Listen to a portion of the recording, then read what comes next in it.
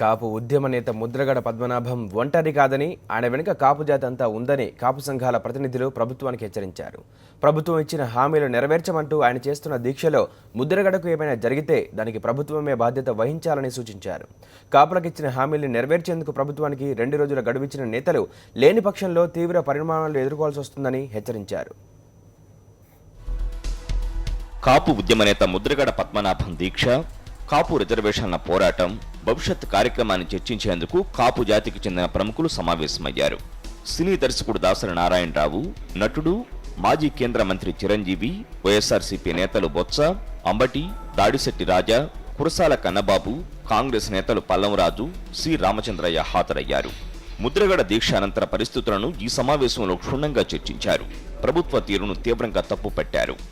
కాపు జాతి కోసం పోరాడుతున్న సమయంలో గతంలో వంగవీటి రంగాను పోగొట్టుకున్న తాము ఇప్పుడు ముద్రగడను కాపాడుకోవాలని నిర్ణయించినట్లు దర్శకరత్న దాసరి అన్నారు.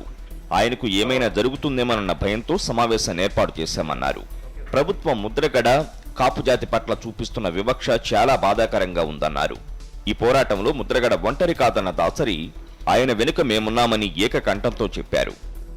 దీని మీద ప్రభుత్వం స్పందించి ఆయన ముద్రగడ గారు చర్చించడానికి జేఏసీతో చర్చించడానికి సిద్ధంగా ఉన్నారని అన్నారు. కాబట్టి ప్రభుత్వం వాళ్లతో చర్చించి దీనికి ఒక పరిష్కారాన్ని తీసుకురావాలని, దానికి మేమందరం ఏకకంఠంతో ఆయన వెనక మేము ఉన్నాం, జాతి వెనక మేమంతా ఉన్నాం, ఎవ్వరూ ఒంటరి మాత్రం అనుకోవద్దు అని చెప్పడానికి ఈ సమావేశం ఏర్పాటు చేశాం.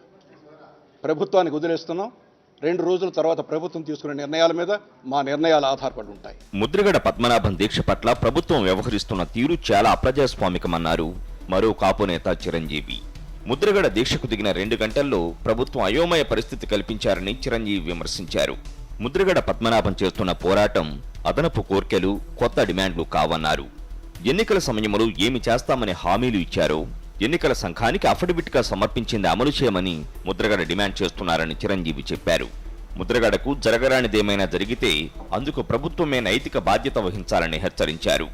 2 రోజుల్లో సమస్య పరిష్కరించకపోతే జరగబోయే పరిణామాలకు ప్రభుత్వమే బాధ్యత వహించాల్సి ఉంటుందని హెచ్చరించారు. చాలా అమానుషం, దీన్ని ప్రజలు గమనిస్తున్నారు. ఈ విషయంలో మేము అందరం కలిసి సమావేశమై దీన్ని తీవ్రంగా ఖండిస్తున్నాం. మా అందరి ఆందోళన ఆయన ఆరోగ్య పరిస్థితి ఎలా ఉందన్న దాని మీద ఉంది. ఆయనకి ఏమైనా గనక జరగకూడదు జరిగి ఆయన పరిస్థితి ఆరోగ్యం గనక తీవ్ర పరిణామాలు చోటు చేసుకుంటే మాత్రం ప్రభుత్వం ఆ విషయంలో మాత్రం ఏ జాప్యంగా ఉన్నా ఏం జరుగుతుందిలే అనే ఒక రెక్లెస్నెస్తో ఉన్నా సరే తీవ్ర పరిణామాలు ఎదుర్కోవాల్సి వస్తుందని ఈ సందర్భంగా తెలియజేస్తున్నాం. మరోవైపు ముద్రగడ దీక్షను అణిచివేయడం కోసమే నిరంకుశత్వంగా సాక్షి మీడియాపై ఆంక్షలు విధించిందని నేతలు మండిపడ్డారు. వెంటనే ఆ ఛానళ్ల ప్రసారాలను పునరుద్ధరించాలని వార్నింగ్ ఇచ్చారు. రాష్ట్రంలోని ఆందోళన పరిస్థితుల్లో ముద్రగడ పద్మనాభం గారిని ఇవాటికి 5వ రోజు అయింది.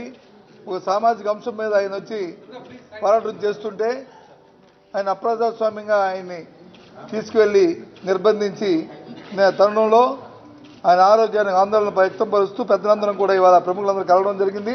తీర్మానాలు కొన్ని చేశాం. ఆ తీర్మాన కాపీల్ని మీకు ఇవ్వడం జరుగుతుంది.